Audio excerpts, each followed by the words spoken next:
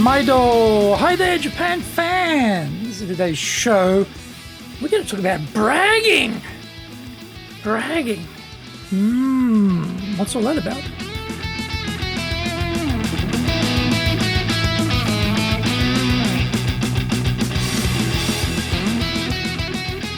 Preseno! Master Shimasho!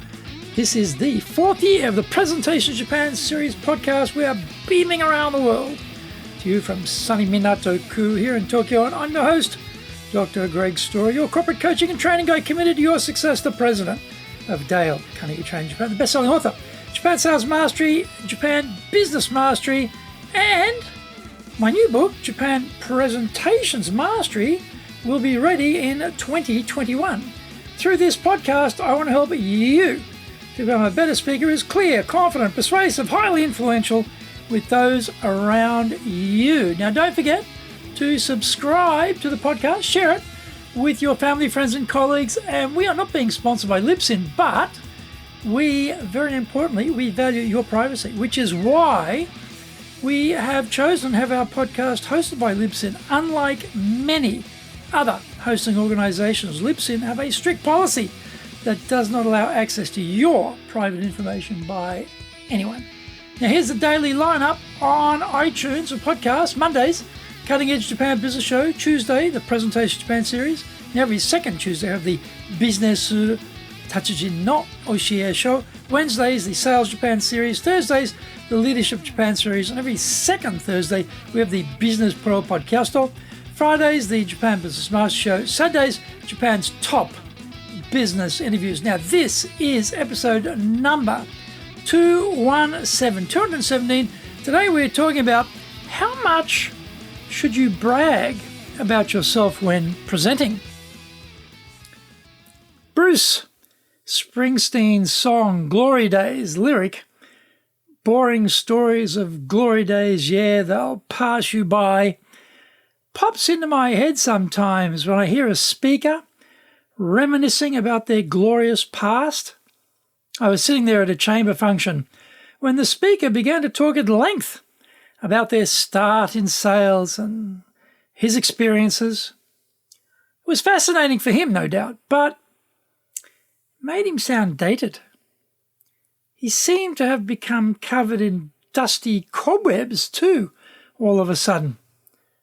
Talking about ourselves is great and dangerous at the same time. Usually when we speak, there will be our introduction done by the hosts. If we are on the ball, we don't place ourselves in their hands, so we write what we want them to say.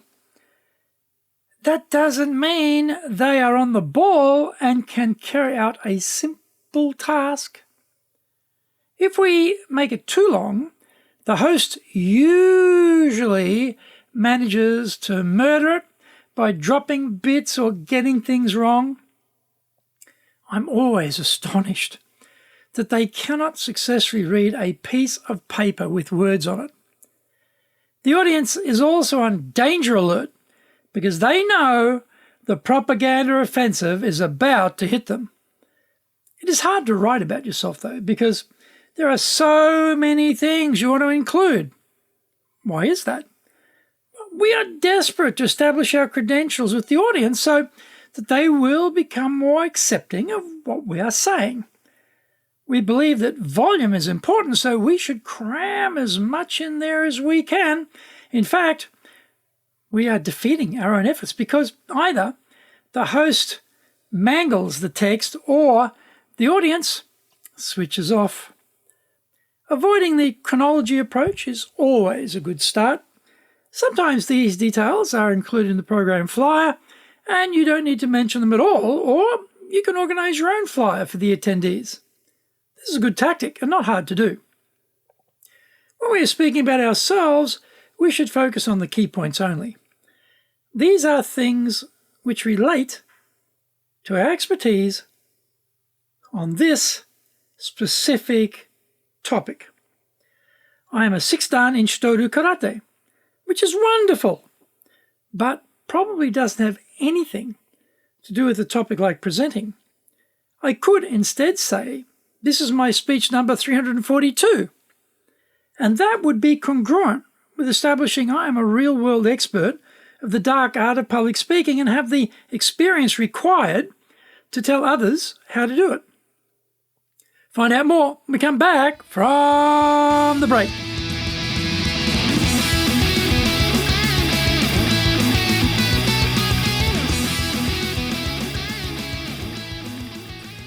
Today's show is brought to you by our public courses, but we also do custom in-house programs. We do them live online or in our super safe classroom. We do them in Japanese, we do them in English. Today's show is sponsored on the 18th of January by The Secrets of How to Make Human Relationships and Public Speaking. On the 22nd of January, in our Professional Leadership Series, How to Lead, Not Just Manage. Also on the 22nd of January, we're going to be doing Managing Stress. Check out our website at enjapan.dalecarnegie.com for more information there on those programs. If you want to do better in Japan, just email me, greg.story@dalecarnegie.com. If you like learning by watching videos, got over 1,000 for you there at Japan Dale Carnegie TV on YouTube. In fact, we're releasing 3 TV shows every week on YouTube. The Cutting Edge Japan Business Show, that's the premier business show in Japan, comes out every Monday. Fridays we have the Japan Business Mastery Show. Saturdays we release Japan's top business interviews for any of you leaders from SMEs all the way up to the corporate captains of industry on the topic of leading in Japan. Every second Thursday we release the Business Pro Totebi Show. Don't forget, get my book, The Bible on Selling, Japan Sales Mastery, also Japan Business Mastery, and these are both available on Amazon. And my new book, Japan Presentations Mastery, will be ready in 2021.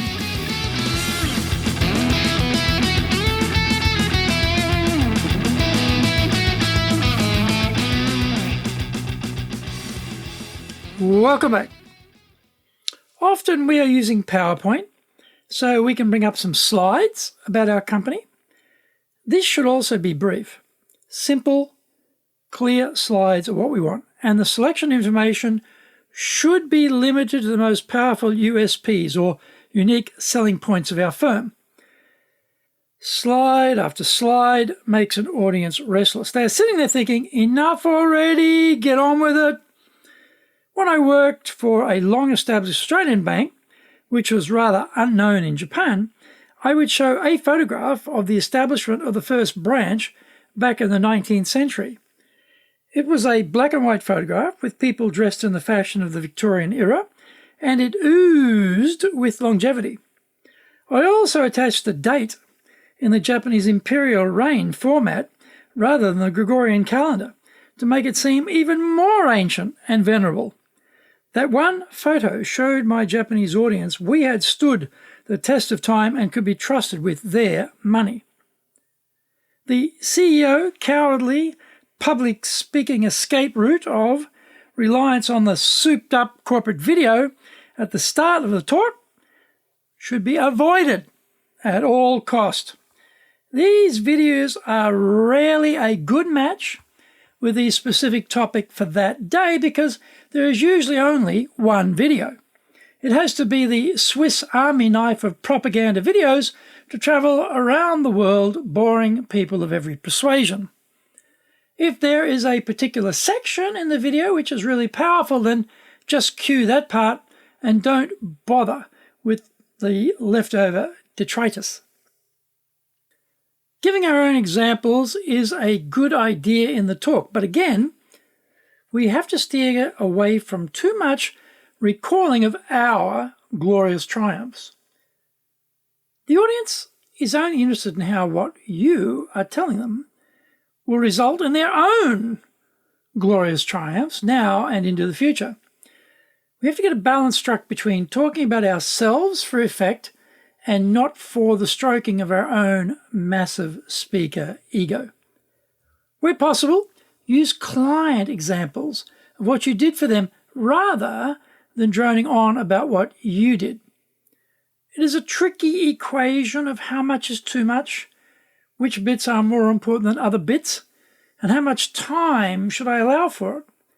Err on the side of caution and go minimalist, recalling Ludwig Mies van der Rohe, less is more.